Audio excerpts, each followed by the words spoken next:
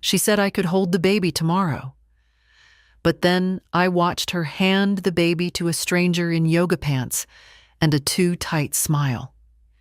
It wasn't a misunderstanding, not a mistake, not something I could explain away later, like I had so many times before. I stood there, frozen in the doorway of my daughter's living room, coat still on, holding a gift bag with a hand-knitted blanket that I'd stayed up late finishing. Amber hadn't even looked inside. "She's sleeping now, Mom," she'd said gently, brushing her fingers through her hair, all casual charm. "Let's let her rest. You can hold her tomorrow, okay?" I'd nodded. What else was I supposed to do? Argue? Beg? Demand time with my own grandchild? And then, as I was about to step back out onto the porch, pretending I hadn't heard the subtle click of rejection in her voice, I saw it. Amber lifting little Lily out of the bassinet and handing her over to a woman I'd never met. Someone younger, dressed like she was heading to brunch, her fake nails brushing my granddaughter's cheek. "She just adores her," Amber had said, smiling. "It's like she's her aunt." Aunt. I wasn't even allowed to touch the baby, but this woman, a yoga friend from some retreat in Oregon, was like family. I stood there for a moment too long. No one noticed, or maybe they did and chose to ignore me, which somehow felt worse. I turned and stepped outside before anyone could see the tremble in my mouth. The gift bag thudded lightly in the garbage can by the door. The blanket could keep company with the coffee grounds and eggshells. It was almost 4 p.m. The February air was still, cold, but not bitter. I walked slowly back to my car, an old white Buick that still smelled faintly of the cinnamon gum Walter used to chew. The same Walter who died 12 years ago and never got to meet his granddaughter. He would have held that baby with both hands and a full heart. The car started on the second try. I drove with stiff fingers and a growing knot in my throat. I didn't go home right away. I needed somewhere neutral, somewhere that didn't remind me of my daughter's baby blanket or the crib we painted together when she was pregnant, the one she later said didn't match her nursery aesthetic. So I found myself at the parking lot of an old diner off Route 12, sat in the car, watched people come and go, waitresses in pink aprons, couples in windbreakers. I didn't go in. My phone buzzed once, a text from Amber. "Thanks for dropping by today, Mom. Sorry you didn't get more time with Lily. Tomorrow will be better." Better. That word used to mean something. These days, it feels like a polite postponement, like an overdraft of kindness that never gets repaid. Tomorrow will be better. But I knew already I wouldn't be back. That night, in my small kitchen with its linoleum floors and humming refrigerator, I sat alone with a cold mug of tea and a dull ache in my chest. The ache wasn't new. It was old. So old I'd stopped giving it names. But tonight, it had shape. It had weight. I took off the cardigan I always wore when visiting Amber. The nice one, soft blue, no pills. I folded it and placed it back in the closet. I doubted I'd wear it again soon. I don't know when things changed between us. Not exactly. There wasn't one fight or one sharp word. It happened quietly, like frost creeping up a window pane. At first, you don't notice it. Then suddenly, the view is gone. Amber used to call me every day. Then it was every week. Then only when she needed help, a bill paid, a car repaired, a deposit covered. And I gave. Every time. I thought that was what love looked like. But love, real love, doesn't avert its eyes while you're standing in the doorway with a gift in your hand. It doesn't whisper apologies while placing your granddaughter into someone else's arms. I rinsed my cup and left it in the sink. I didn't turn on the television. The silence was louder. There's a drawer in the hallway, second from the top, where I keep my old checkbooks, letters, copies of payments. I opened it for the first time in months, began sifting through what I thought were receipts of love. But what they looked like tonight were records of a slow, painful fading. I didn't cry. I haven't cried in years. Tears are for people who believe they'll be heard. I stood by the window, looking out at the dark yard, the porch light flickering slightly. My hands ached. My back ached. But more than that, something else hurt deeper. The knowing. Not the moment she said, "You can hold the baby tomorrow." Not even when I saw her hand Lily to a stranger. The knowing came after. The quiet realization. I was no longer part of her story. Not really. Maybe not for a long time. But that didn't mean I had to stay in it as the silent background character. I closed the drawer, slowly. There were things I needed to do. Tonight, I'd go to sleep not as a mother waiting to be invited back in, but as a woman remembering who she is. And tomorrow? Tomorrow would be mine. I wasn't always this silent version of myself. The woman who waits in the hallway, smiles through dismissals, accepts crumbs as love. Once I knew how to speak up. Once I was Martha Louise Turner, English teacher, widow, and mother who could wrangle a room full of 11th graders into reading Shakespeare out loud without begging. Amber doesn't remember that version of me. Or maybe she's chosen not to. Children don't like seeing their parents as anything other than the roles they need filled. She was my only child, a longed-for, fought-for child. Walter and I tried for years, miscarriage after miscarriage. Every loss wrapped in silence, because back then, you didn't talk about those things. You just tucked the pain away like laundry folded into drawers. When I finally carried Amber to term, I was 39. The doctor called her a miracle, and I believed him. I poured everything into her: time, patience, savings. We bought her the little yellow bike with the pink streamers even when we couldn't afford it. I gave up on travel, hobbies, early retirement. I packed lunches with handwritten notes. I drove her to ballet, then to math tutoring, then later to therapy when she had trouble sleeping. Walter was quieter in his care. He showed up in the ways he knew: fixing her first car, building her bookshelf, staying up late when she was out with friends. He had one rule: don't lie to your mother. And she didn't. Not then.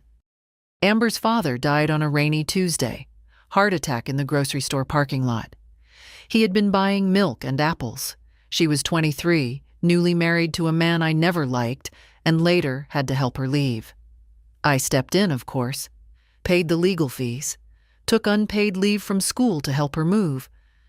When she told me years later that she and her new husband had been trying for a baby but couldn't conceive, I didn't hesitate. I helped pay for the treatments. All of them. Tens of thousands of dollars over time. I even went to some appointments. I remember holding her hand during one of the injections. She squeezed it too hard, but I didn't flinch. "I couldn't do this without you, Mom," she whispered. "You're the only person I trust." Those words sat in my chest like a medal. I wore them for years. When Lily was born last October, I thought it was the start of something. I imagined visits, holding her in the crook of my arm, rocking chairs, story time, the same lullabies I used to hum to Amber. I thought I'd get to pass something down: love, memory, history. But something shifted before the baby even came. Amber started answering my calls less frequently, said she was tired, stressed, overtouched. I understood. I backed off. I brought groceries and left them at the door. I didn't knock.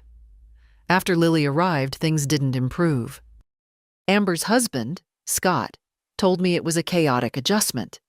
He said they were trying gentle parenting and needed quiet space. I wasn't sure what any of that meant for a grandmother, so I asked, "When can I come hold her?" Amber had smiled too wide. "Soon, Mom. It's just, everything's new. We're figuring it out." I waited, sent gifts, offered help. Once I baked Amber's favorite zucchini bread and brought it over. She answered in leggings and a baby sling, looking exhausted. "Oh, I wish you'd texted," she said, shifting the baby. "I did, yesterday." "Oh, right. I must have missed it." She didn't invite me in. I took the bread home and ate 2 slices alone in my kitchen, wondering if I'd said or done something wrong. That's the worst part. Not the distance, but the self-doubt it plants inside you. Like rot under wallpaper. I began to notice patterns. Every time I reached out, they were busy. Every time I offered help, they were already covered. And yet, Amber was posting pictures. The baby in someone else's arms, aunties from her book club, chosen family from the birth circle. I didn't even know what a birth circle was. My name never showed up in captions. Still, I kept trying. Because that's what mothers do. Because I remembered all the times she needed me. And I came. Because when you've carried someone in your body and built your life around their happiness, it's not easy to stop. But that day, the day she handed Lily to a stranger, something fractured. Not a loud break, no drama. Just a clean, unmistakable crack that told me, this is as far as you go.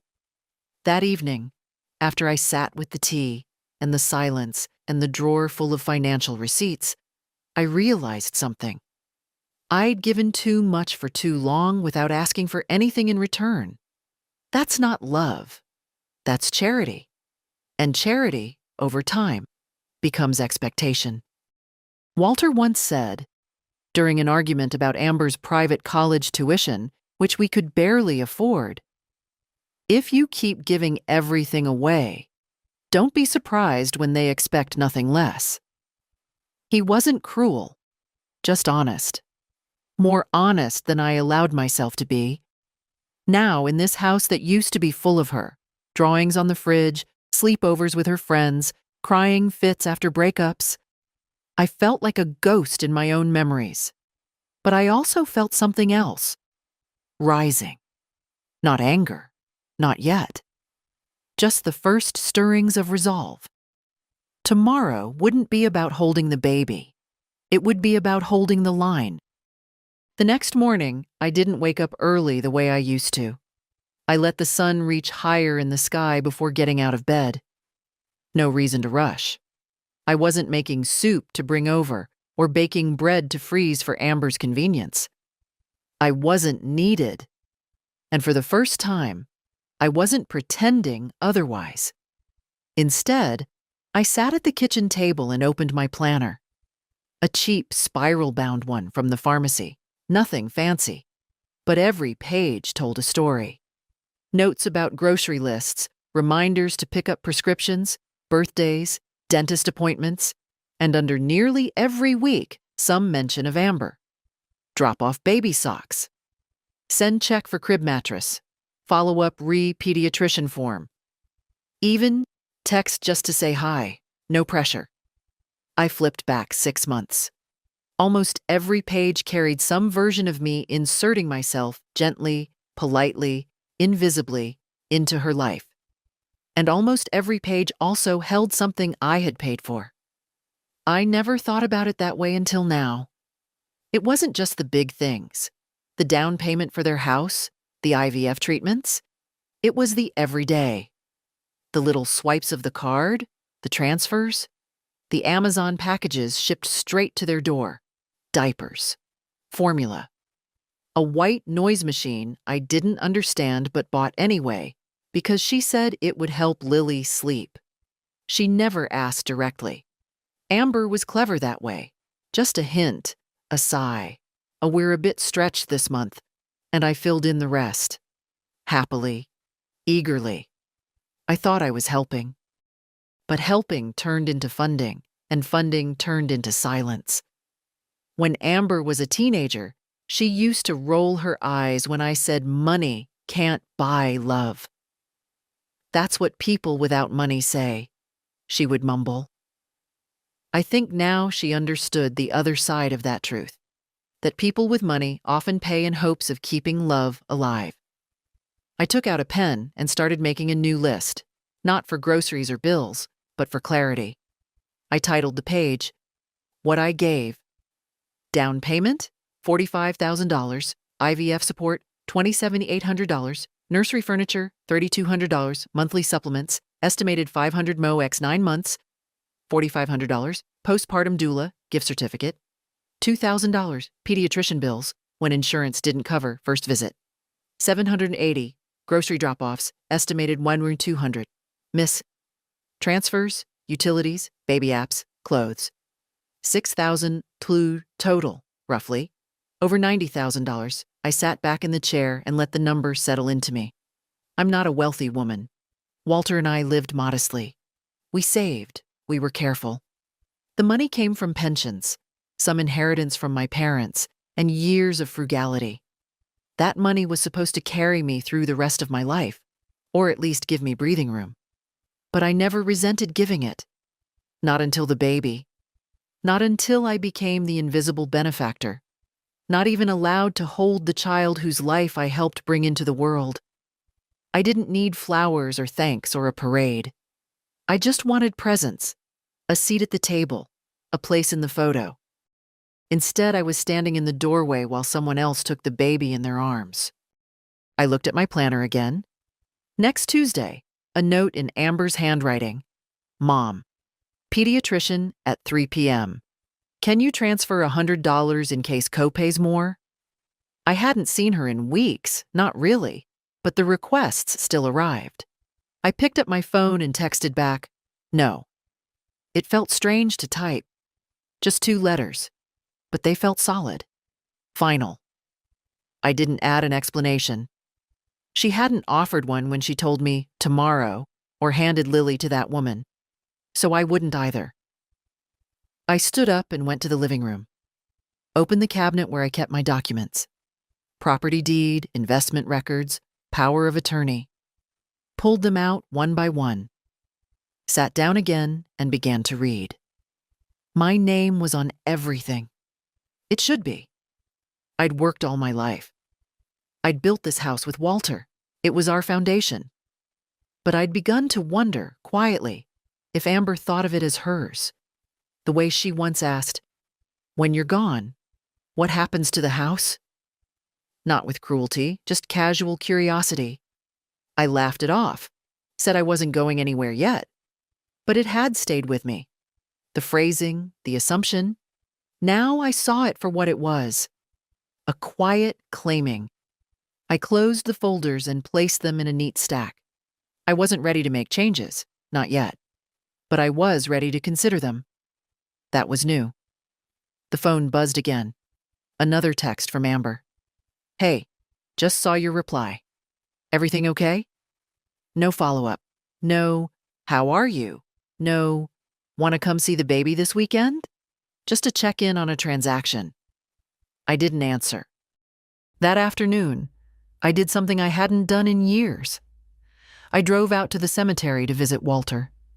It was windy, and the grass hadn't been mowed in weeks, but his grave was clean. I brushed away a few leaves and sat down on the bench nearby. They don't need me anymore, Walt, I said quietly. Not for anything but the money. And even that's starting to feel more like expectation than help. The breeze shifted. I closed my eyes. I think it's time, I said. I didn't need to explain. He would have known what I meant. I stayed there for nearly an hour, letting the wind speak for both of us. Then I stood, and I left. Tomorrow, I would begin making real decisions. Not as a mother trying to be loved, but as a woman remembering she still had power. She didn't call the next day. I thought she might. To follow up, to ask why I said no, maybe even to offer a half-hearted apology wrapped in small talk. But nothing came. Just silence. The same kind she's practiced so well these past few years. I tried not to watch the phone. I failed. Around midday, I made soup. Not for her, not for the baby, not for anyone but me. It was something I used to make when Amber was little. Chicken, rice, carrots, the kind that simmered slowly and filled the house with something that felt like home. It tasted like comfort. But even more than that, it tasted like control. There was still a chance this was all temporary, a phase, a miscommunication. Part of me clung to that, the part that had rocked her to sleep night after night, that had sat through her school plays, even when she was just a tree in the background. That part still believed she'd remember who I was. Still believed we'd find our way back. But the rest of me, the older part, the worn-out part, had started to understand this wasn't about forgetting. This was about rewriting. Amber didn't want me as I was. Not the mother who worked, who got tired, who sometimes said the wrong thing. She wanted a version of me she could curate, quiet, polished, unopinionated, a helper, a sponsor, a gentle voice on the other end of the line that only spoke when asked. It hit me sometime after the dishes were done and the house went quiet again. I had trained her to expect that. I never said no, never demanded, never asked for reciprocity. I showed up, paid up, shut up. I let her treat my love like a utility. Always on, always available, no bill at the end of the month. There was a time, years ago, when we would talk for hours. She used to call from college and tell me everything. Which professors she liked, what she was reading, who had broken her heart. She cried when her first engagement ended. I drove 6 hours in the rain to pack her things and bring her home. She barely said thank you, but she held my hand the whole ride back. And now I can't even hold my granddaughter. I didn't want to believe she'd changed. It was easier to think I had failed somehow, that if I were more agreeable, more modern, more something, she'd open the door again. But no, this wasn't about who I was. It was about what she wanted me to be. That afternoon, I called her. She didn't answer. I left a message. Hi, sweetheart. I just wanted to hear your voice. Hope you're all doing well. No need to call back if you're busy. I just wanted to say I love you. I didn't mean half of it, but the words came out anyway.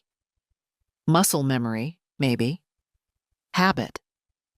I hung up and stared at the phone for a while, then turned it off. Let her sit in that silence for once. The next day, she replied, not with a call, a text. Sorry, crazy week. We'll catch up soon. Love you. 3 sentences, 1 exclamation mark. No mention of the baby, no follow-up. I stared at it until the letters blurred. Then I deleted it. I don't know why. Maybe I was tired of saving things that didn't mean anything. That night, I dreamed I was standing outside a glass house. Inside, Amber and Lily and Scott sat at a long table, laughing. There was music, candles. Everyone looked beautiful. I knocked on the door, but no one heard me. I knocked again, louder. Still nothing. Then I saw it. A sign taped to the glass. Please do not disturb. I woke up with a weight in my chest and the sound of my own breath too loud in the room. The next morning, I opened the folder with my financial records again. I looked at the line that said, Power of Attorney, Amber M. Turner. It had made sense at the time. She was my only child. If anything happened to me, I wanted her to be able to step in, make decisions, access the accounts she'd one day inherit anyway. It was supposed to be practical, but it wasn't practical anymore. It was a leash, a long, polite, invisible leash. I called my lawyer's office. A woman named Camille answered. I remembered her, polite, efficient, no nonsense. I'd like to make some changes, I said, to the power of attorney and the will. Camille didn't ask why. Maybe she didn't need to. Or maybe she knew the sound of a woman who'd reached her limit. Of course, Mrs. Turner. We can schedule you for Thursday. Will that work? Yes, I said. Thursday is perfect. I hung up and stood very still in the middle of my living room. The sun had shifted through the window. Dust motes floated in the air. Everything looked ordinary. But inside me, something had changed shape. I wasn't doing this to punish Amber. This wasn't revenge. This was reckoning. This was the quiet acknowledgement that if someone draws a circle and leaves you out, you're allowed to draw a new one that fits. And I would. The first time I held Amber, I was scared I'd drop her.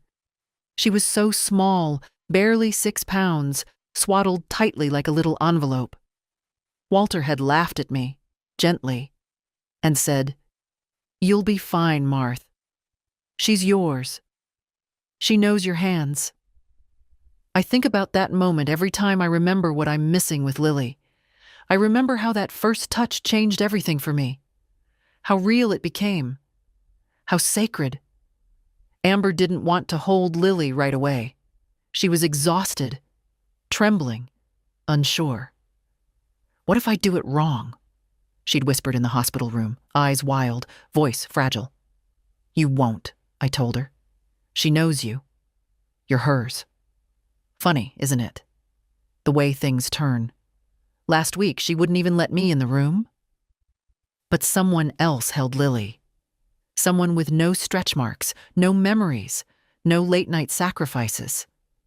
Just a name and a smile and the ease of not being family. I can't stop thinking about that woman. The yoga friend. The stranger in soft fleece and expensive perfume. I can't even remember her name. Something with a J? Jenna? Jess? I do remember the way Amber handed the baby over like it was nothing. Like she'd done it before. Like I wasn't there. Watching. Sometimes I tell myself maybe I misunderstood. Maybe Lily had already woken up. Maybe Amber just didn't want me to get sick. Flu season, after all. But those are excuses, and I've given enough of those to fill 1,000 cold rooms. No, she didn't want me holding her child. Not then. Maybe not ever. I sat with that thought for a long time yesterday. Sat until it stopped feeling like heartbreak and started feeling like information. There's a difference. Heartbreak pulls you under. Information lifts you up and says, okay, now what? So this morning, I got dressed like I was going somewhere important.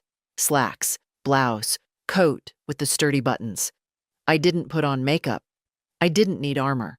I just needed clarity. And I drove. Not to Amber's, not to the cemetery. To a quiet cafe near the university, one I hadn't been to in years.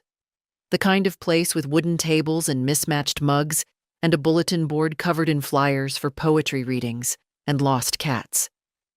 I picked a seat near the back, ordered black tea, and waited. He arrived right on time. Not Walter, not Scott, not anyone Amber would expect me to call. It was Nolan, my grandson, Amber's son from her first marriage, the boy who used to draw me pictures of dinosaurs and who once called me from the school nurse's office when he chipped a tooth and didn't want his dad to yell. He's 19 now. Tall, pale, quieter than he used to be. He has a job at a bookstore and takes night classes. I hadn't seen him in 2 years, not since Amber told me he needed space after the divorce. She said he was struggling, acting out, that I should let him find his own way. So I did. But something in me always doubted that version of the story. Nolan was never cruel. He was never cold. He was tender, a little lost, but always mine. I found him through the alumni newsletter of his high school. He'd written a small note about starting community college and working full-time. It listed his workplace. That was enough. When I called, he answered on the second ring. "Grandma?" His voice cracked like it used to when he was 12 and nervous. I hadn't even said my name. "Hi, sweetheart," I said. "Do you want to get tea sometime?" He didn't hesitate. "Yeah, I really, really do." And now here he was, sliding into the chair across from me, his eyes still soft, still familiar. "I missed you," he said. I reached across the table, touched his hand. "I missed you too." He looked down. "Mom said, I don't know, that you didn't want to be involved." Of course she did. She told me you were busy, that you didn't want to see me because I reminded you of the past. It landed in my chest like a brick. "That's not true," I said softly. "None of that is true." He nodded. "I figured, but I didn't know how to reach you." We sat in silence for a moment, the kind that heals instead of hurts. "I have a sister now," he said finally. "Her name's Lily." "I know. I haven't met her either." He looked at me, and for a moment I saw a boy again. Confused, aching, left out. "She keeps her world very small," I said. "But that doesn't mean we're not part of it. Even if she pretends we're not?"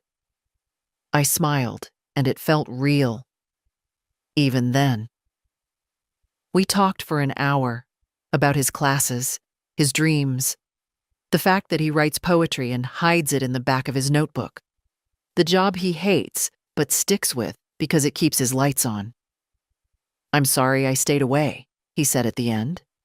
"You didn't," I told him. "You were taken away. There's a difference."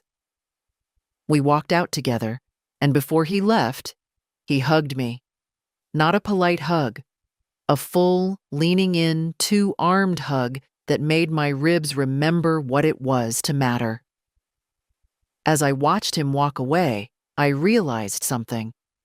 I didn't need to be part of Amber's new circle to have a family. I already had one.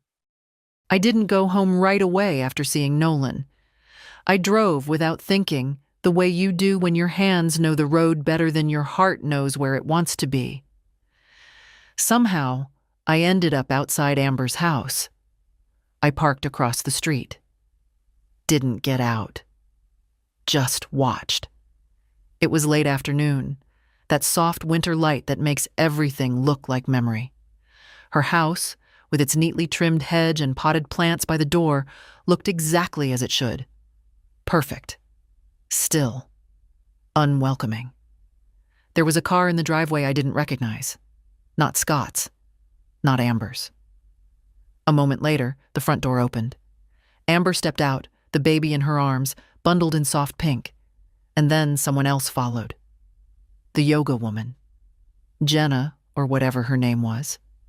A bright coat, a big scarf, the confident steps of someone who belonged. Amber laughed at something she said, shifted the baby in her arms, and then I watched it happen all over again. She handed Lily to the woman. Just like that. Casual. Easy. Like they did it every day. My fingers tightened around the steering wheel. I didn't even realize how hard I was gripping until the leather creaked. It wasn't just that I wasn't allowed to hold her. It was that someone else was, without hesitation, without limits. Someone who didn't raise Amber. Someone who didn't save for years to pay for her college, or her first wedding, or her second round of fertility treatments. Someone who hadn't lost sleep over her every cough and fever and heartbreak. Someone who hadn't given up her own youth to raise her daughter alone after her husband died in a grocery store parking lot. I watched them talk for a few minutes more, smiling. Jenna took the baby with one arm, scrolling her phone with the other. Amber didn't even flinch. Eventually, the woman handed Lily back. Amber kissed her on the head and disappeared inside. Jenna walked down the porch steps and into her car, pulling away without a glance in my direction. I sat there for a long time. Then I drove to a motel. Not home. I couldn't go home. I needed a place that didn't smell like disappointment. The room was cold. The heater rattled. The blankets were thin. I didn't care. I lay down on top of the bedspread, staring at the ceiling. I kept seeing Amber's hands, the way they moved so confidently, so sure of themselves. She used to hold onto my arm crossing the street, used to cry into my shoulder when her friends turned on her in middle school. I remember the way her fingers trembled when she called to tell me she was pregnant after the 6th IVF cycle finally worked. "We did it, Mom," she'd said, crying so hard I could barely understand her. I did everything I could to make her feel safe, wanted, held. But she didn't want that anymore. At least not from me. At some point, I fell asleep in my clothes. I woke up at 2:17 a.m., heart pounding, mouth dry. I couldn't remember the dream, but I knew it hadn't been good. I turned on the light and sat up. The cheap lamp cast long shadows across the walls. I looked at myself in the mirror above the dresser. Eyes puffy, hair flat, cardigan buttoned wrong. I looked like someone who'd been waiting too long to be invited back in. No more. I stood, buttoned the cardigan correctly, and picked up my purse. Inside was a folder with my financial documents, the same ones I'd been carrying since I left the house yesterday. I pulled them out, laid them on the bed. Then I reached for my phone. Not to call Amber, not to beg or explain. I dialed Camille, the lawyer's assistant. Left a voicemail. "Hi, Camille. This is Martha Turner. I know we have an appointment Thursday, but I'd like to come in sooner, if possible. Tomorrow, if you have an opening. I'm ready to move forward with everything." I ended the call and sat still in the quiet. The silence felt different now. Not lonely, not cold, just mine. The next morning, I checked out of the motel and drove straight to Camille's office. She met me with coffee and the kind of quiet efficiency that I'd always respected. We went over the documents together. Power of attorney, revoked. Beneficiary designations, changed. Will, amended. I left the majority of what I had to Nolan, not because I wanted to punish Amber, but because Nolan had shown up. He'd sat across from me and told the truth. He'd asked nothing of me but time and tea. When we finished, Camille placed the folder in front of me. "All done," she said. I signed. No hesitation.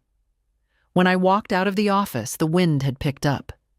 I pulled my coat tighter around me and headed for the car. On the way home, I passed Amber's neighborhood again, slowed at the stop sign. I didn't look at the house this time. I didn't need to.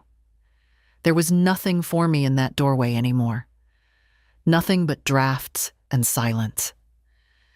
And I was done standing in doorways, waiting to be asked in. The house felt different when I walked in. Not quieter, not colder, just mine. It greeted me the way old homes do. Creaking floorboards, the smell of lemon oil and radiator heat, a stack of mail on the hallway table. I hung up my coat, placed my bag on the kitchen chair, and stood for a moment in the stillness. The light from the window stretched across the linoleum, same as always. But something in me had changed, and the house knew it. I was no longer someone waiting for a call. I made tea, poured it into my world's best mom mug, the one Amber gave me when she was 12, with a sloppy glitter heart and her name in crooked paint. I used to keep it on display. These days, I keep it in the back of the cupboard. I only bring it out when I need to remember that once she loved me without performance. The phone was still off. I let it stay that way. By the afternoon, I was at the desk in the small front room, going through boxes I hadn't opened in years, receipts, photo albums, Nolan's school drawings, old letters. I found a stack of birthday cards Amber had sent when she was away at college. Each one began with "Dear Mom" and ended with "Love you forever." One of them had a note scribbled on the back. "Thank you for always picking up the phone, even when I was awful. I know I don't say it enough, but I wouldn't survive without you." That card was from the year she dropped out for a semester. She told everyone it was mono, but it wasn't. It was depression. I knew because I slept on her couch for a month until she stopped shaking in the mornings. Now I couldn't even get a returned voicemail. I set the card aside and kept digging. What I was looking for, I wasn't sure. Closure, maybe. Or evidence that I hadn't imagined the love. Proof that what we had once was real. Because if it was real, then this distance, this cruelty, had to be a choice. And that meant I had the right to make choices too. At the bottom of one box, I found a crumpled printout, an old email chain between me and Amber from nearly 8 years ago. She had just moved in with Scott. "Don't worry about us, Mom," she wrote. "We've got it under control. Just be my mom, okay? Not my accountant." Funny, considering how often I ended up playing both. I was putting everything back into order when the doorbell rang. I wasn't expecting anyone. For a second, my heart fluttered. A reflex? Amber? But no. Through the glass, I saw a woman I hadn't seen in months. Carolyn, my old neighbor, 3 houses down, until she moved into an assisted living place last spring. I opened the door, surprised. "Carolyn?" She smiled, holding a grocery bag. "You're a hard woman to get on the phone, Marth. I figured I'd drop by." I let her in without hesitation. I turned the phone off. Needed the quiet. She didn't ask why. Carolyn's good that way. She stepped into the kitchen like she never left. Set the bag down. "Soup mix," she said, "and the rolls you like." I stood there, unsure what to say. "So?" she asked, settling into a chair. "You gonna tell me what's got your jaw clenched?" And I did. I told her everything. The baby, the door, the woman in the coat, the years of giving and waiting for gratitude that never came. She didn't interrupt, just listened, her hands folded around her cup of tea. When I finished, she exhaled slowly. "You know what that is, don't you?" "What?" "A slow betrayal, the kind that pretends it's love." I swallowed. Hard. "It doesn't make you crazy," she added. "It makes you awake." We sat in silence for a moment. Then she reached into her coat pocket, pulled out a small card. "You ever think about seeing someone? Not a shrink, a lawyer." "I already have." Her eyebrows lifted. "Well, hell. I changed the will, revoked the power of attorney, set up a trust for Nolan." "Good." She said it like a benediction. "You're not burning bridges," she said. "You're just refusing to drown." I hadn't realized how much I needed someone to say that. Carolyn stayed for another hour. We talked about soup, about books, about how her knees were getting worse, but she still refused to use a walker. When she left, she hugged me tighter than usual. "You did the right thing," she whispered. After she left, I turned the phone back on. 4 missed calls from Amber. 1 from Scott.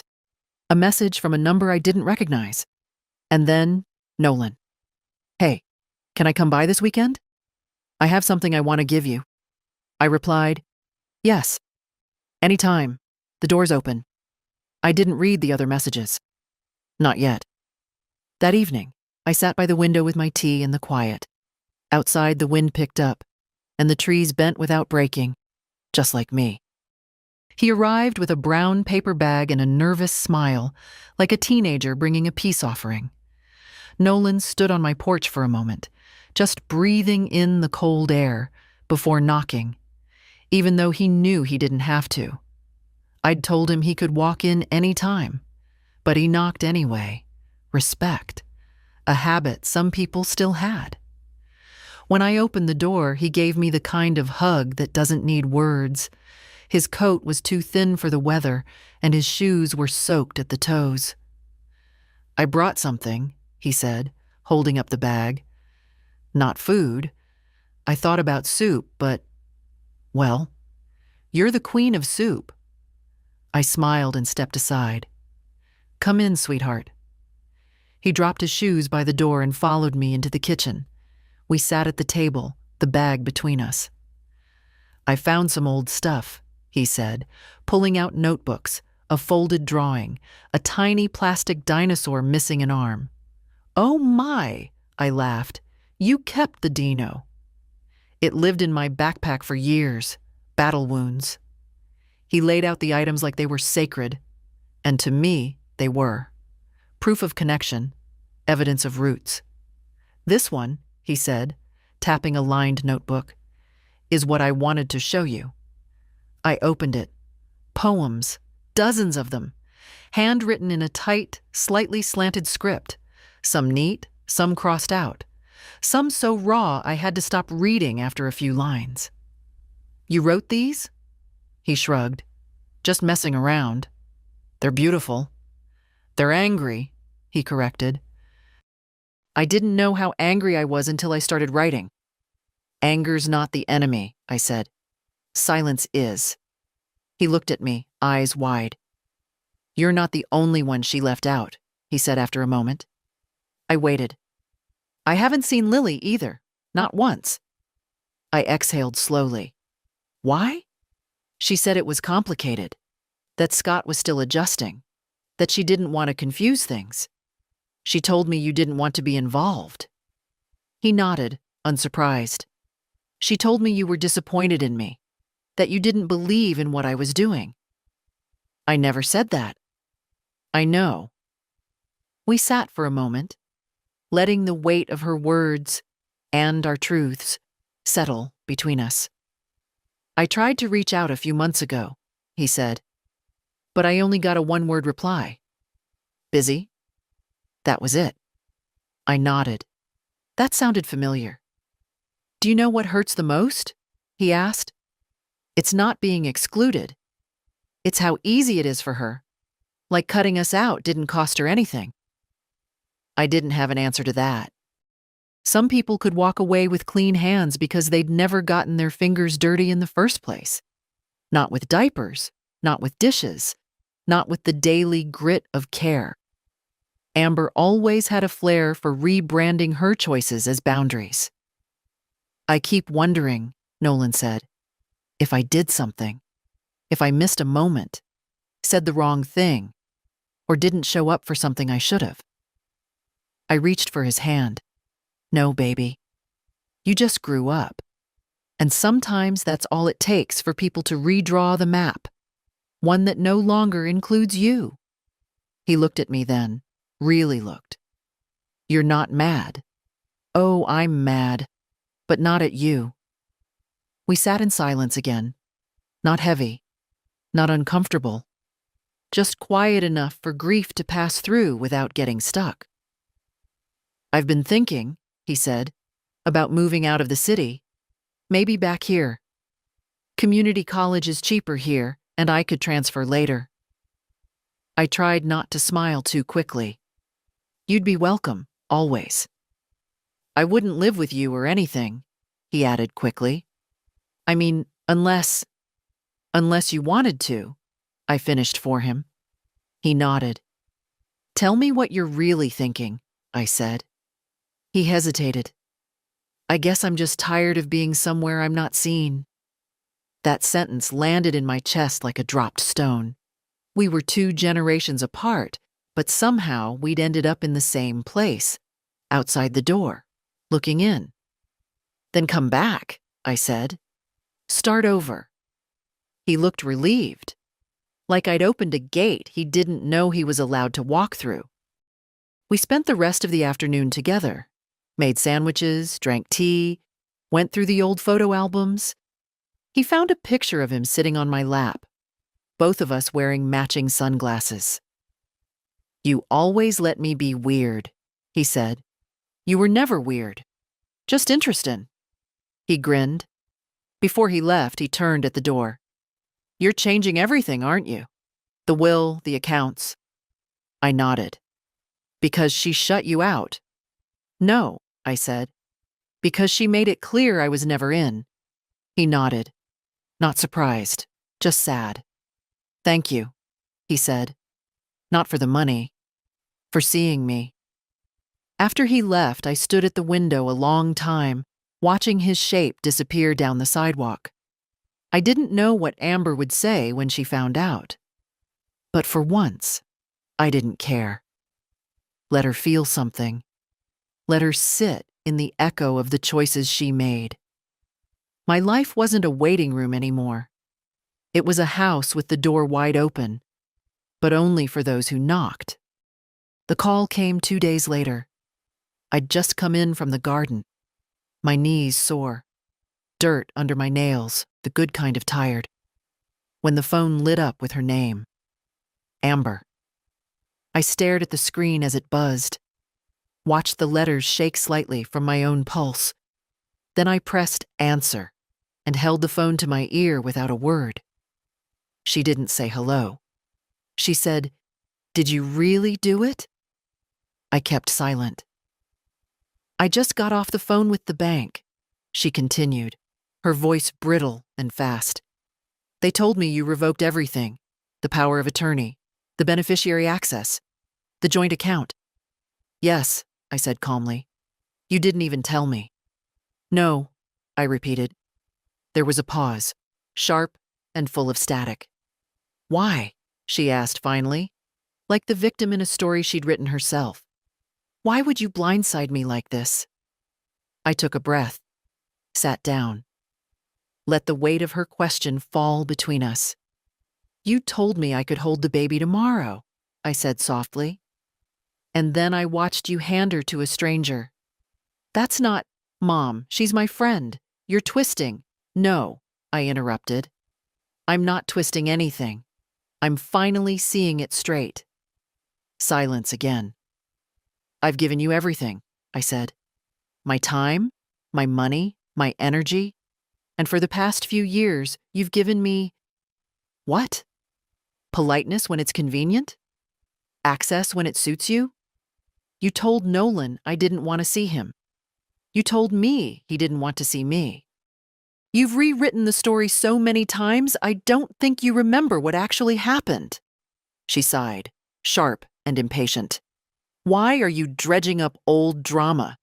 This isn't about Nolan. This is about the fact that you're punishing me. No, I said again, firmer now. This is about boundaries. Yours, and now mine. I could hear her breathing on the other end. Rapid, tight. She was pacing. She always paced when she didn't get her way. So what? You're just cutting me off? I'm protecting what's left of me. A bitter laugh. So you're giving everything to Nolan now? Is that the plan? You barely know him.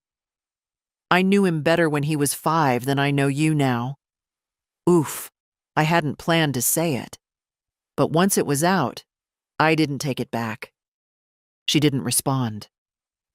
I didn't want to do this with anger, I continued. And I'm not angry. Not anymore. I'm just done asking for a place in a life that keeps shutting the door. You're my mother, she said, quieter now. You're supposed to… I was your mother when you needed me, when you were broke, heartbroken, scared. I held your hand through it all. I showed up. I never asked for anything. You said you wanted a relationship. I did. But a relationship is mutual. This is performance, and I won't be cast as the extra in your curated life. There was silence for a long time. Then, a whisper. "Do you even want to see Lily?" "I did," I said, desperately. "But now I understand that wanting isn't enough." "You're really giving up?" "No, I'm letting go." I heard her inhale, shaky. "I didn't mean for it to get like this," she murmured. I was overwhelmed." "I know," I said. "But being overwhelmed doesn't mean you get to erase people." "I don't know what to say." "Then don't say anything. Just think." She was quiet for a long time. "I'll call you later," she said eventually, though we both knew she wouldn't. "All right." The line went dead. I set the phone down gently. Then I stood, walked to the window, and watched the wind move through the trees. I didn't cry. I didn't feel triumphant. Just settled. Still. I'd finally said what needed to be said. And whatever came next, silence, apology, anger, was hers to hold, not mine. He came by the next morning with a grocery bag and a grin that reminded me of the boy he used to be.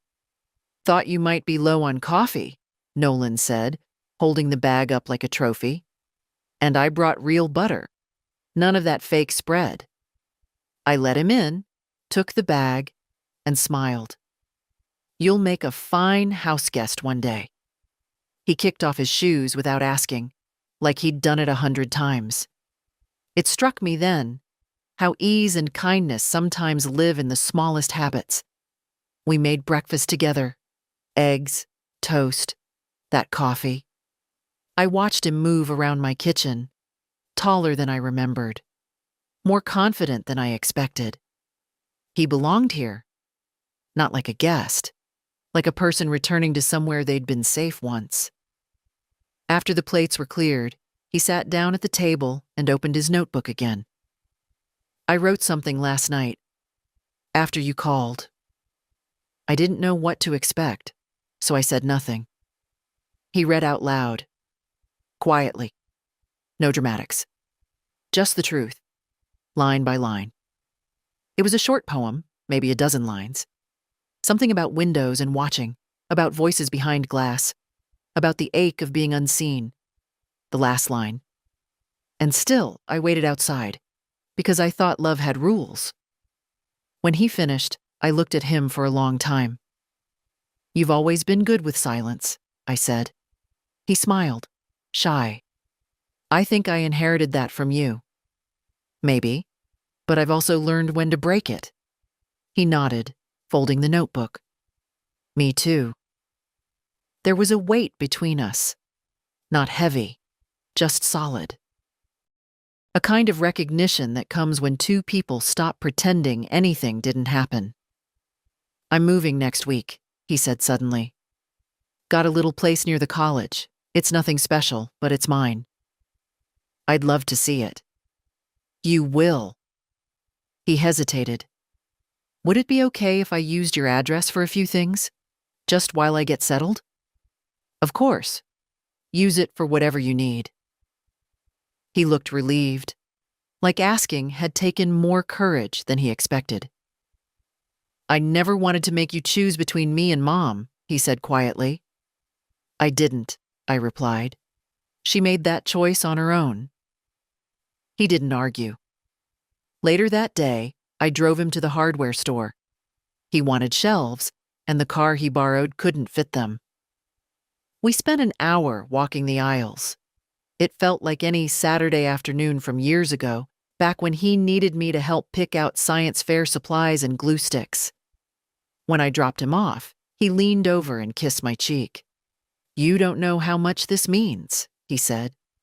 "I think I do." That night, I opened the letter I hadn't read yet, the one from the unknown number sent days earlier. Inside. "Mrs. Turner, this is Jenna. I was hoping to reach out directly. Amber told me what happened, and I just wanted to say, I'm so sorry for any discomfort I caused. I never meant to come between you and your family. I only ever visited when invited. I hope you're okay." It was kind. Too kind. almost irritatingly kind. I didn't reply. It wasn't about Jenna. It never had been. It was about being replaced so easily, and how everyone else seemed so comfortable with that. I closed the message and deleted it. Then I opened another one, a photo Nolan had sent. His new apartment, one chair, one lamp, a futon, and a coffee mug I recognized from my own cabinet. World's best grandma. He'd taken it. I didn't mind. I smiled. The photo of the mug stayed on my phone screen longer than I meant it to. I kept looking at it, not because of the words printed on the side, not even because Nolan had taken it without asking, but because it was there, in his apartment. His hand in the frame, his feet in socks I'd mended once, that cracked linoleum floor I remembered from my own first place. He had taken something of mine and made it his, and for the first time in a long time, that didn't feel like a loss. It felt like a gift finally returned. I sat in the quiet of my kitchen, holding the phone, and wondered if Amber had ever felt this. Not nostalgia, but recognition. The quiet, aching joy of seeing someone you raised become someone you respect. I doubted it. Not because she wasn't capable, but because she'd stopped looking for the familiar in me a long time ago. The phone buzzed again, as if the thought had summoned her. Amber. Can we talk? Just that. No emojis, no punctuation, like she didn't quite know what tone she wanted. I stared at it for a long while before typing back. About what? She didn't respond right away. I made tea, fed the cat, washed the few dishes in the sink that didn't need washing. Finally, about us, about everything. I sat down at the table and breathed in the steam from my cup. Then, not over the phone. A minute passed, then another. Amber. Okay, tomorrow morning, I'll come by. I didn't answer right away, not because I didn't want her to come, but because I wasn't sure I wanted her to come, as she always had. Half-guarded, brittle, talking too fast, already building her next defense. Still, I wrote, 10 a.m., and that was that. I didn't sleep well that night. Not because of nerves, not entirely, but because my mind kept playing old scenes.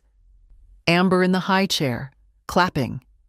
Amber at graduation, arms flung around friends.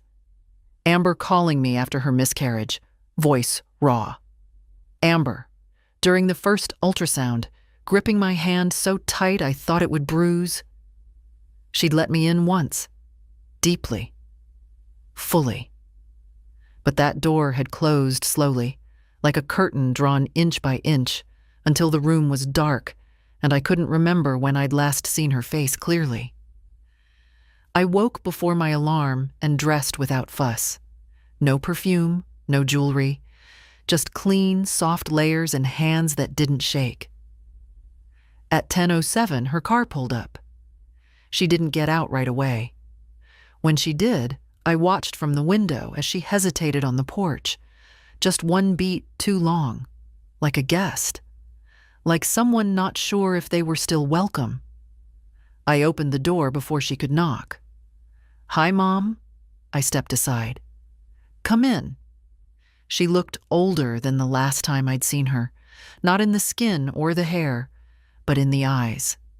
She looked like someone who'd finally had to sit still in her own consequences. We sat in the living room. She took the edge of the couch, back straight, hands in her lap. "I didn't think you'd agree to this," she said. "You asked." I answered. Silence. "I got your message," she said, "about the changes." I nodded. I was surprised. I wasn't. Her mouth tightened. She looked down. "I want to say I'm sorry," she said eventually. "I know I've hurt you. I know I shut you out." I said nothing. I was scared. After Lily was born, everything felt overwhelming. You always made things look easy, and I felt like I was failing. So I pulled away. I waited. It wasn't about not trusting you.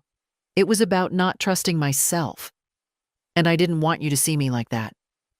Still, I waited. She looked up finally. I don't expect forgiveness right now. I just wanted to say it. I studied her face. Familiar, but distant. Like a song I used to know the lyrics to. I'm not angry anymore, I said. But I am changed. She nodded slowly. I don't want money, she added quickly. That's not why I came. I know. I just want to fix it. I don't know how, but I want to. I didn't answer right away. Then, you fix things by showing up. Not just once. Not when it's easy. But again and again. Even when it's uncomfortable. Even when you're not the center of the story. She blinked, took it in. I'd like to come back, she said. I'm not keeping the door locked, I replied. But I'm not leaving it wide open either. Not anymore. She nodded again, slower this time. I miss Nolan, she said softly. He misses you too. I was afraid he'd replace me. No one can replace you, Amber. But he did remember me. When you didn't. Her eyes filled, but she didn't let the tears fall. I respected that. After a long pause, she asked, Can I bring Lily next time? I thought about it. Then I said, If you come to visit me, not just to show her off. A breath. A real one. I understand. When she left, she hugged me, gently, unsure. And for once, I didn't lean in. The next visit didn't happen the following day, or the next. She waited a week. I didn't chase her, didn't follow up. I'd done enough chasing for a lifetime. When Amber finally came again, she brought Lily. No fanfare, no stroller or bag bursting with motherly performance. Just a baby wrapped in a soft blanket, asleep against her shoulder, and a daughter with her hair tied back like she used to when she had exams. She knocked, then opened the door partway and looked in. Still okay? I nodded and stepped aside. She took off her shoes this time, something she hadn't done in years. I noted it the way you note small acts that might mean more than they look. She just fell asleep in the car, Amber whispered. Do you want me to wait? No, I said. Bring her in. She crossed the threshold with hesitation, as if stepping into a different version of our life, one she didn't quite recognize anymore, or maybe one she finally did. We sat in the living room again, but this time on the same side. The baby lay on Amber's chest, warm and oblivious. She sleeps better in motion, Amber said, like any mother. Soft, a little apologetic. Most babies do. She's a handful and a blessing, sometimes in that order.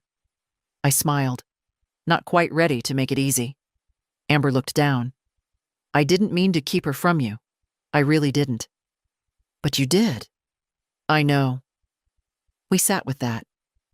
Do you want to hold her? She asked it quietly. No ceremony, no cameras, no witnesses. Yes. Amber hesitated just a moment, then lifted Lily into my arms. And for the first time, I felt her weight. Not just the physical, though she was heavier than I expected, solid and sleepy, with that warmth babies carry like a secret.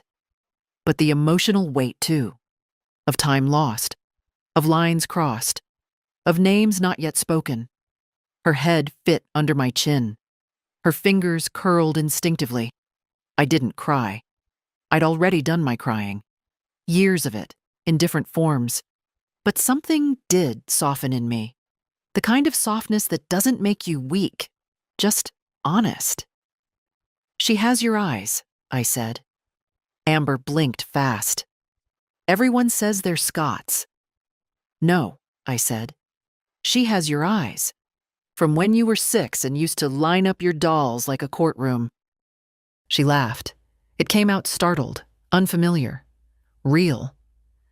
I forgot about that. I didn't. I rocked Lily gently. She stirred once, sighed, and settled. You know, Amber said slowly, when I was pregnant, I thought about how you mothered me. I told myself I wanted to do it differently, that I wanted more balance, more boundaries. That's fair. But I think I confused boundaries with walls. I pushed you out because I thought I had to protect myself from becoming you. I looked down at the baby. And what's wrong with becoming me? Amber looked ashamed. Nothing. That's the thing. I see it now. You were tired and strong and always there. I just never saw the cost. She looked at her daughter in my arms. I see it now. We sat in silence again. Not the stiff kind. The kind you grow into like a well-worn chair. Do you want to be part of her life? Amber asked. I do. Even if it's not always easy? I looked her in the eye. Especially then. She reached over, fingers grazing Lily's blanket. I want to fix things, she said. Not with money, not with gestures, but with time. Can I try? You can try, I said, and I meant it.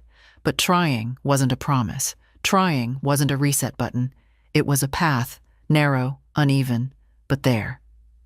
I handed Lily back. She fussed for a moment, then settled into her mother's arms. I'll come again, Amber said. Next week? I'll be here. She stood, adjusted the blanket. At the door, she paused. I took things for granted. I know. Not anymore. I watched her walk down the steps, baby snug against her chest. This time, she looked back. The next visit didn't come in a week. It came in 3. No warning, no apology. Just a knock at the door on a Tuesday morning while I was peeling apples for pie. I opened it with the towel still in my hands. Amber stood there alone. No Lily, just her. Coat unbuttoned, face pale, eyes heavier than usual. Can I come in? I stepped aside. She walked in like someone who didn't know where to place her hands, or her sorrow. We sat in the kitchen, the apples still waiting. The smell of cinnamon already filling the air, as if it could soften whatever was about to be said. She's fine, Amber said first, preemptively. Lily, she's fine. I nodded. She looked at her hands for a long moment, then said, Scott moved out. I didn't flinch. She kept going. It's not dramatic, not yelling, not cheating, just cold, like 2 people sharing a room out of habit. I said nothing. I told him I wanted to reconnect with you. He didn't like that. Still, I didn't speak. I think it scared him, the idea of me remembering who I was before we met. She looked up at me. That person liked you, trusted you, needed you. She still does, I said gently. I'm not here to unload, she said quickly. I needed to say it out loud, to someone who remembers the whole story. I reached across the table, touched her wrist. You're allowed to be tired. Her shoulders dropped. Not dramatically, just enough for me to see the girl still curled somewhere inside the woman. I made you feel like a burden, she said, when all you ever did was try. I did more than try, I said. I gave. You took. That's how it went. She nodded. I let Scott shape the rules. I let him decide what love looked like, and I called it boundaries. But really, it was fear. I was afraid of being like you. I raised my eyebrows. Not because you were bad, but because you were constant, and I didn't think I could be that strong. You don't have to be like me, I said. But you do have to be honest. Amber's mouth trembled a little. She blinked fast. I don't know how to fix what I broke, she whispered. Then stop trying to fix it, I said. Just start showing up. She looked at the apples on the counter. You making pie? I nodded. Always do when my hands get restless. She stood up. Can I help? I handed her a knife. No fanfare. We peeled in silence. For 10 minutes, maybe more, side by side. The kind of closeness that doesn't need performance. Then she said, "He asked about the money." I didn't look up. Of course he did. He said I should have fought harder, that it's not normal for a daughter to be excluded from her mother's will. And what did you say? She peeled another strip of skin before answering. I said you didn't exclude me. I excluded myself. That landed hard. She looked at me. He asked if I wanted to contest it, legally. I paused. And? I told him no, that I wouldn't fight for something I forfeited. I met her eyes. You really said that? She nodded. Then, I told him I'd rather rebuild something than inherit it broken. I set down my knife. You may never get back what you lost, I said. But that doesn't mean you can't build something new. I know. We finished the apples. She helped me mix the sugar and cinnamon, lay the crust, fold the edges just the way I'd taught her when she was 9. When the pie was in the oven, she sat down again. You know, when I first told Scott you had changed the will, he called it manipulative, said you were punishing me. Of course he did. But I didn't believe it. Not really. Deep down, I knew it was the most honest thing you'd done in years. It wasn't about punishment, I said. It was about peace. I see that now. I poured her tea. She didn't ask for sugar. When she left that afternoon, she hugged me again. Not stiff, not performative, just warm. And this time, I hugged her back. She came every Sunday after that. No announcements, no apologies, just presence. Some days she brought Lily, some days not. Sometimes she stayed for 10 minutes, sometimes the whole afternoon. Once she came over just to return a pie dish, but stayed 3 hours folding laundry with me while Lily napped in the crook of my arm. She didn't try to perform, she didn't overcompensate, and I didn't test her. We let the time stitch us back together, not into what we were, but into something quieter, something better, something neither of us knew we could have. She asked once, "Do you still talk to Nolan?" "Yes," I said. "He comes by, calls, reads me his poems." She smiled. "I haven't reached out yet." "He's waiting," I said. "But he won't wait forever." Amber nodded. I don't blame him. It wasn't guilt in her voice. It was something harder to come by. Ownership. She was changing, not all at once, and not for me. She was changing because silence had finally shown her what it costs to keep love on a leash.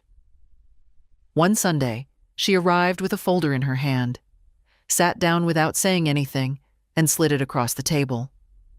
"What's this?" I asked. "My legal paperwork, updated, just in case." I opened it. A new will, custody preferences, guardianship notes, my name listed again, not for money, for Lily. "I'm not asking for anything back," she said, "but I want you to know I trust you again. That's all." It was quiet after that. I read the papers, signed where needed. And then she looked at me and said, "You don't have to change yours. I'm not trying to buy forgiveness." I know. But she did buy something even more valuable. She bought time. Real time. With tea and small errands and standing quietly at the sink while I dried dishes. The kind of time that speaks louder than grand gestures ever could. Later that week, I saw Scott at the grocery store. He looked the same. Maybe a little thinner, a little older around the eyes. He saw me in the baking aisle and turned quickly, but I called out, "Scott." He turned, surprised, guarded. I walked toward him. No smile, just calm. "I heard you moved out," I said. He nodded. "Temporary." "Maybe." He shifted his weight. "Amber talk to you?" "She did. She's determined lately." "Good." He looked away for a moment. "She's angry with me." "Probably." Another pause. You really changed your will? I did. To punish her? To protect myself. He met my eyes then, and I saw it. Not remorse, not regret. Just confusion. Like someone watching a machine they thought they understood start making a new sound. Well, he said finally, it's your money. It's my peace, I corrected. You never understood that. And I walked away. No heat, no drama. Just the dignity of someone who no longer needs to explain her choices. That night, Amber called. Not to ask anything, just to talk. She told me Lily had started reaching for her bottle by herself. That she'd laughed so hard at Nolan's poem on his blog, she'd nearly dropped her phone. That she was thinking of going back to work. Part-time, for now. You think I'm ready? She asked. You're asking, I said. That's a start. She was quiet for a second. Then, I didn't think you'd forgive me. I'm not sure I have, I said. But I'm here. And sometimes, being there is all forgiveness ever looks like. Lily took her first steps in my living room. Amber was watching, of course, kneeling just behind her, arms out, ready. But it was me she toddled toward. Me she reached for. Tiny fingers outstretched, steps wide and unsure, that wobble only babies have before they fall or fly. I didn't cry, but I felt something shift inside me, a soft, almost imperceptible click, like a door quietly unlocking from the inside. Amber gasped, laughed. Did you see that? She came to you first. I just nodded, my hands steady, my heart finally quiet. We didn't make a fuss. No cameras, no posting. Just the three of us in the fading light. My hands beneath hers, my breath holding the moment in place. Later, after Amber had put her down for a nap, we sat outside with tea. She really loves you, she said. She doesn't know the script yet, I replied. That helps. Amber smiled but didn't argue. I was wrong about so many things, she said. But mostly, I was wrong about what strength looks like. And what does it look like now? She looked at me. Like this. Showing up. Saying I was wrong. We sat in silence again. It felt earned. I talked to Nolan, she added. We met last week, for coffee. I waited. He's doing well. I didn't know that. I didn't ask. But he forgave me anyway. He has a soft heart, I said. He gets that from you, you know. She looked startled. I thought he got it from you. Maybe from both of us. Oh. Maybe softness doesn't have to be inherited, just allowed. Amber looked at me then, really looked. You're the anchor, Mom. You always were. I shook my head. No, honey. I was just the one who didn't leave. We stayed out there until the sun dipped low and the porch lights flickered on. When they left, she hugged me tightly. No nerves, no doubt. And Lily reached for me again, even from her carrier. That night, I sat at the kitchen table and opened the new journal Nolan had given me. On the first page, he'd written, "For everything you remember, and everything you still get to write." I didn't know what I'd fill it with yet, but I knew it would be mine. No more waiting to be chosen. No more shrinking to fit. No more holding space for people who never ask how much it costs to keep the light on. Just this quiet, steady life. Loved by those who stay. And if you've ever felt like the one standing outside a door you once built, I want you to know something. You can walk away. You can change the locks. You can rewrite your name into your own story. And if this story meant something to you, if you saw yourself in these lines, I ask only this. Share it. Leave a comment. Pass it to someone who's still waiting in the cold. Because sometimes the warmest place you'll ever stand is the one you build for yourself.